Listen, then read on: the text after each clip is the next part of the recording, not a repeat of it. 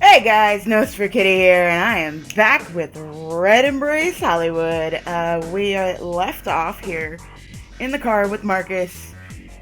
He answered a couple questions, and I believe we're on the way to see that really creepy lady. I don't remember her name. Was it Renee? I think it was Renee. It had a thingy in it, so I don't remember. She's not creepy, she's just a bitch. So we're gonna just go ahead and get on into this. Once again, apologies for any choppiness, any weirdness. My computer fucking hates this, even though it's a RenP game. So, also any apologies for anybody hearing any thumping, because my neighbors seem to be having a problem with me recording today. So, any thumping, any loudness, that's all upstairs, that's not me. We rode for a short while longer, and in the silence that followed, my mind felt blank. I was slowly coming to terms with what had happened, even though the rational part of me insisted that I was stuck in a dream. Wherever Marcus was taking me, I could only hope that I'd finally learn the truth behind everything, including that mysterious man at the club. In hindsight, I probably should have stopped there in the last episode, but that's okay. It wasn't long before we arrived at a huge, towering building, marked with a giant sign that read Hollywood Heights Hotel. I'd passed this intimidating place before, noticing the unusually high security outside. Everyone who passed through its doors had a certain strange presence about them. Even stranger than most of Hollywood's eccentric. Brain doesn't want to say that word. Marcus pulled me out of the car and into the hotel's luxurious lobby, his boots clacking on the polished marble floors. We came to a stop in front of a private room, but instead of knocking, Marcus simply barged right in. Ah, this is familiar. Ah, Saoirse! Okay, that's right.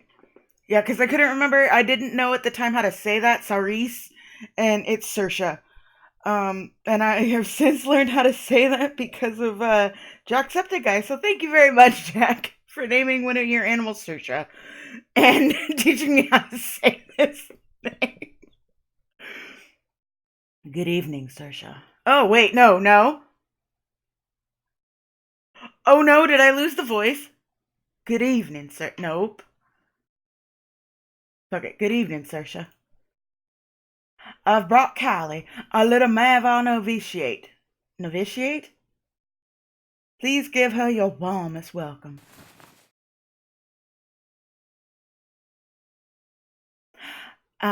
Welcome back, Marcus.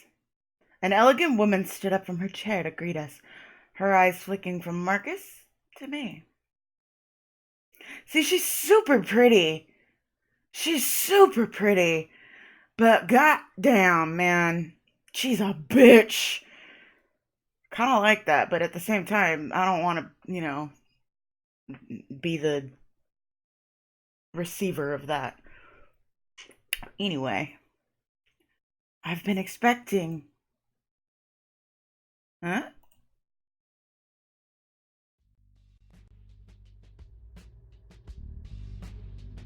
Marcus, there's been a mistake. This individual was not supposed to be bitten. She spoke in the very slow, dangerous fashion of someone barely controlling their rage. At least, that rage just seemed to be directed at Marcus and not me. Is that so? Marcus shrugged, looking about as bothered as if he'd forgotten to get milk from the grocery store. Oh, please stop with this, Choppy. But our sister here was the only pretty young dead thing to walk out of the abattoir. Your lucky candidate must have missed their appointment. The woman steepled her fingers to her upper lip, and from the murderous way she stared at the ground, it was a wonder she didn't burn a hole through it. Just one headache after another. If only I could get someone, or if I... Try that again. If only I could hire someone competent for a change.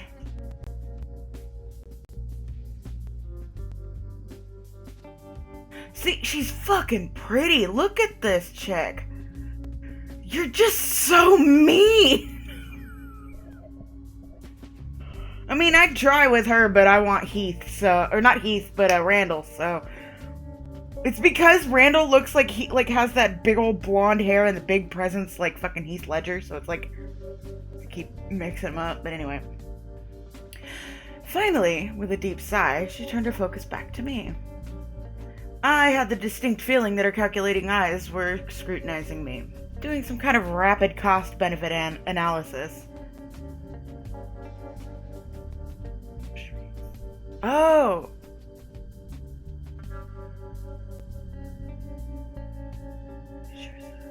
Oh, so that's okay. Really? I kind of trust Jack, but Saoirse... Charisse, okay.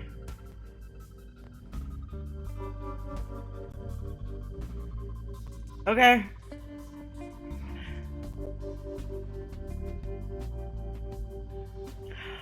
Well, let me start by saying my name. Charisse Locke. S-A-O-R-I-S-E. Charisse. And I apologize for all of this happening to you. As you might have guessed, another mortal was supposed to receive the bite tonight. Not you. It seems there was a misunderstanding. What the hell? You just ruined my entire life. There's no need for rudeness. As I believe I just said, there was a misunderstanding. It seems my agent was sabotaged, presumably by your mysterious sire, who is no doubt an enemy of mine.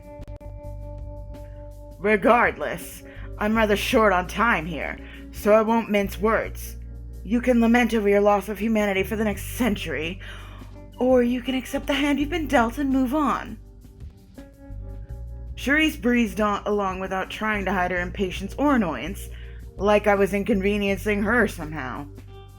Whoops, fucking microphone. Sorry about that. It almost left me speechless. She was going to chalk this up to a misunderstanding? You were an accident, but I'm offering you a purpose. As cruel as it may sound, this turn of events needn't be a tragic one for you.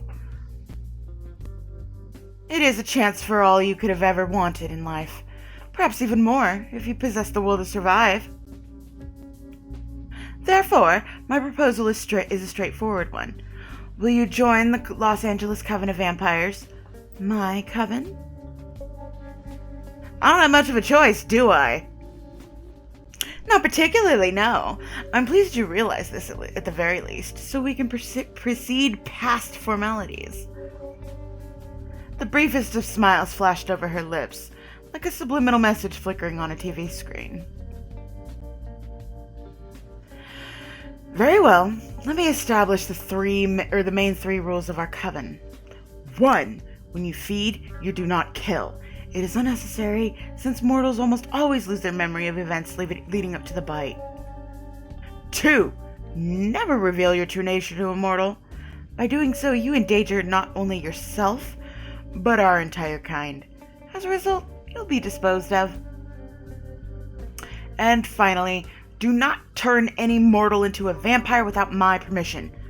My explicit permission. It's necessary to keep our population to a minimum, as otherwise the area could quickly become overcrowded. Do you understand all of this? Crystal clear, bitch. Good. See to it that you don't forget these rules. I think I was a little bit bitchier with her last time, because, yeah. There was more to it after that. I think I got to the get to the point thing and then called her a bitch. And she got mad. With a quiet sniff, I'm gonna keep calling her Saoirse. Oops. Oh well. Cherise! Cherise. Why does that sound like an actual name from Vampire the Masquerade Bloodlines? Cherise. Who am I thinking? Oh, Therese. That's who I'm thinking of, is Therese. Anyway. Cherise motion. Oh. Okay. Okay, never mind. Brain. Sorry. I had a thought. With a quiet sniff, Cherise motioned towards the chair beside Marcus, who had languidly stretched out into a seat while we were talking. I also still don't know if that's how you're supposed to say that word. So. As I settled down in the offered chair, Marcus flashed me a sidelong smirk. It seemed he found all of this particularly amusing. Cherise snapped her fingers to get my attention. My state of shock wasn't high on her list of priorities, apparently. Now, Callie, you've arrived during a most difficult time. It just so happens that we're in the middle of a war. A messy political war waged in the dark, entirely unbeknownst to mortals. As she began her brisk business agenda, Cherise elegantly lowered herself on the couch opposite to me. The three houses... Okay, sorry, I was reading ahead. The three houses, the ones all vampires belong to, Iskari, Mavar, and Golgotha, are fighting for the rule of Los Angeles. To put it very crudely, Iskari tend to be diplomatic.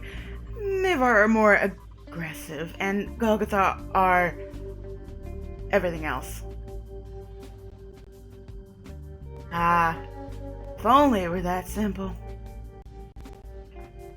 Yes. Well, no doubt she'll learn of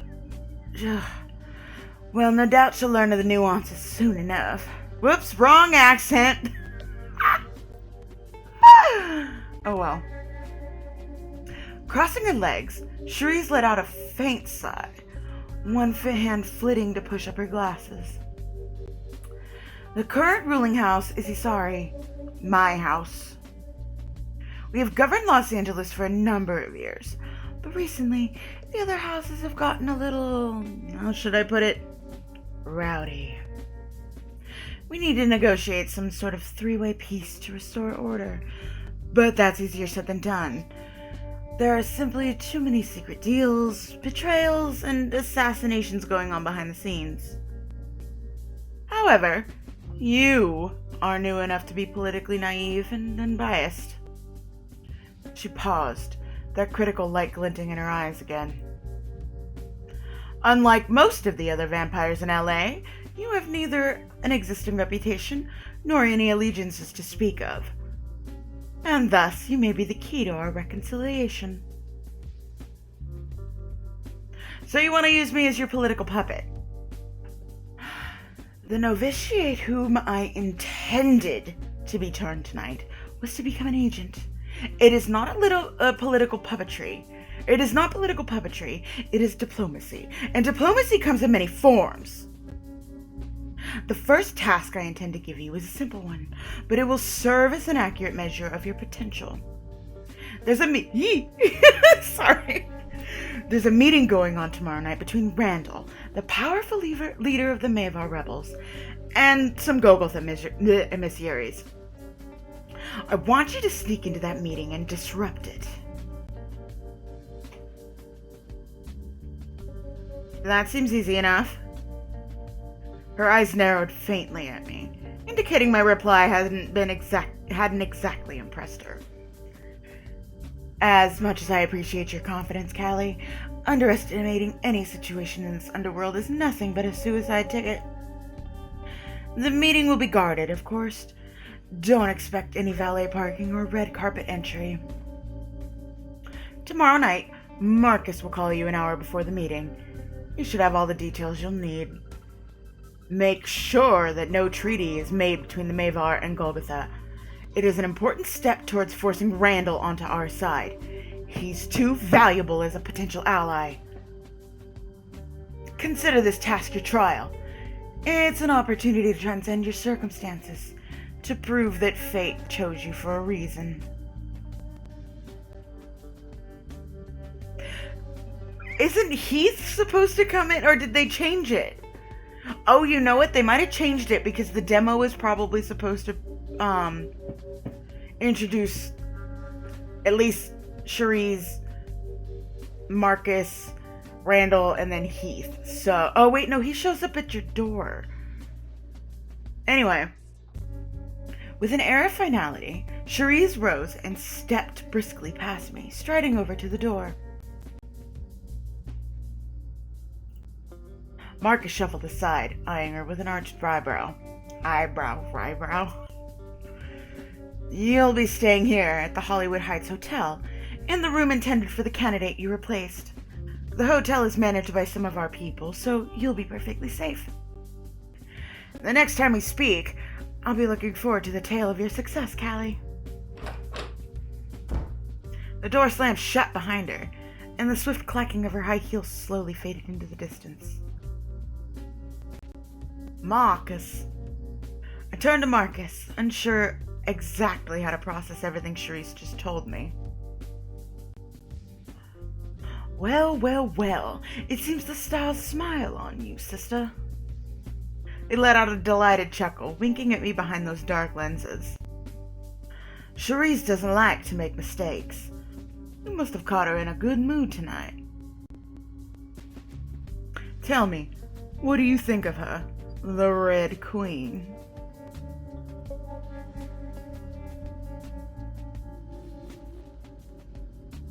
Oh boy, baby, oh boy. Ugh, I want to dip her. I'm afraid you'll have to get in line behind half of the other LA vampires. You might be waiting for a while. Marcus paused, glancing down to an old-fashioned pocket watch in his palm. The fact that he owned one didn't surprise me in the least, somehow.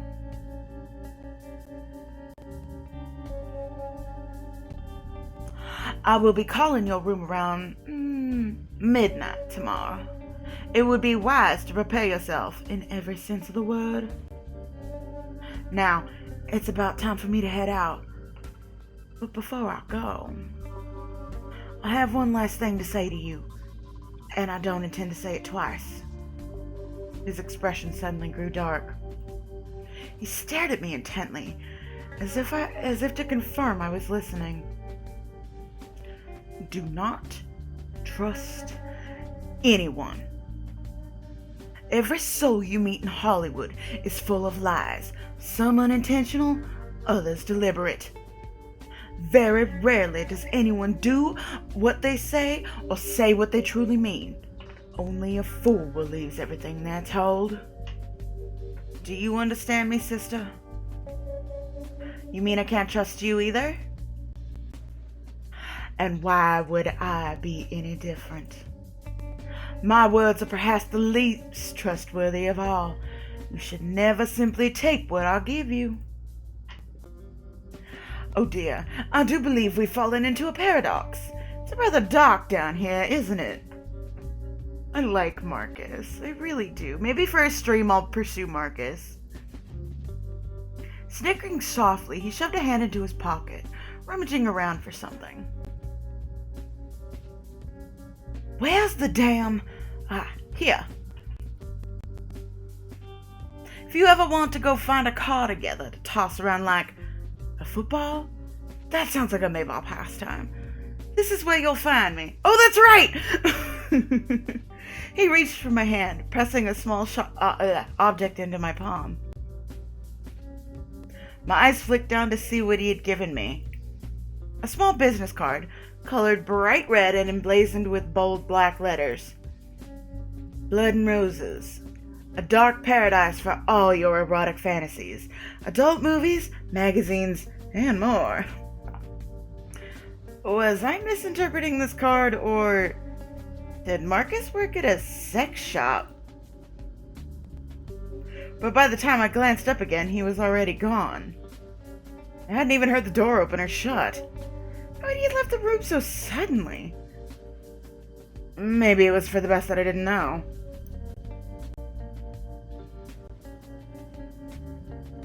Leaving the empty room behind, I found my way back to the front desk, asking about Charisse's reservation. A slightly awkward, pale-faced clerk handed me a key without question. Room 915. Numbly, I made my way into the elevator and up to my floor, where a posh corridor opened up to greet me. The room numbers felt like they passed by in a blurry marquee. 909, 911, 913, 915. My new home. Sparkling clean, warmly lit, beautifully decorated, and almost too glamorous to be real. The kind of room where you'd see stars partying, orgying, and overdosing, ringing up their agents, shutting the curtains to hide from camera flashes. Straight out of a magazine. Up close, though, I realized the room was just as dead as me. The cameras were the only thing that had made it seem so alive. But part of me had guessed that already.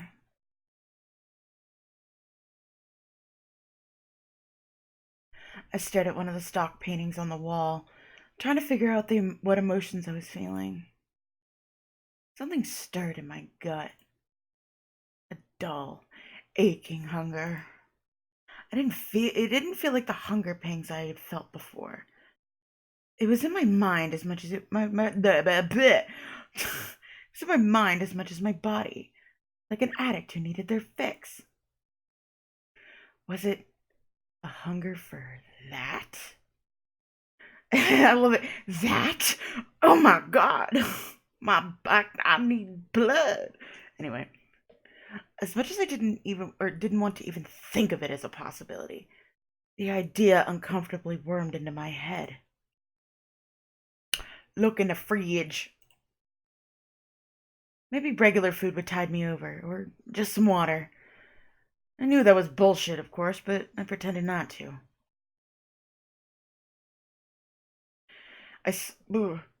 I slunk over to the mini fridge, unsure of what I hoped to find.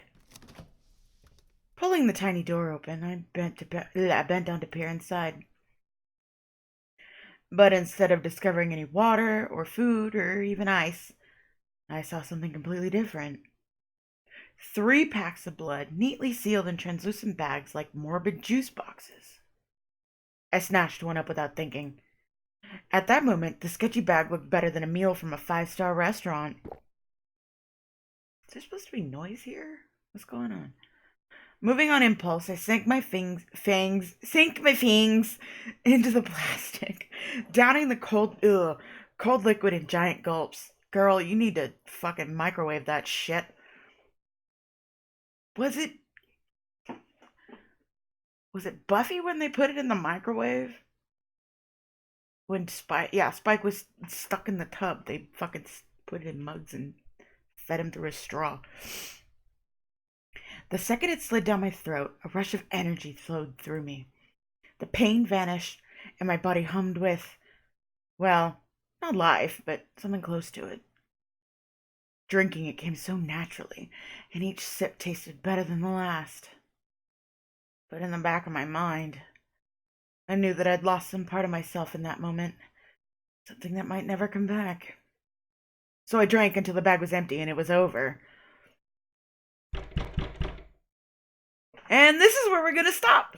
So, thank you guys so much for watching. Please leave a like if you enjoyed. If you have any questions, comments, feedback, or game suggestions, please feel free to leave them down in the comment section below, and I'll see what I can do about playing some stuff. And please, please, please feel free to subscribe if you're not already, because I'd love to have you around. And I will see you all in the next episode. Bye-bye.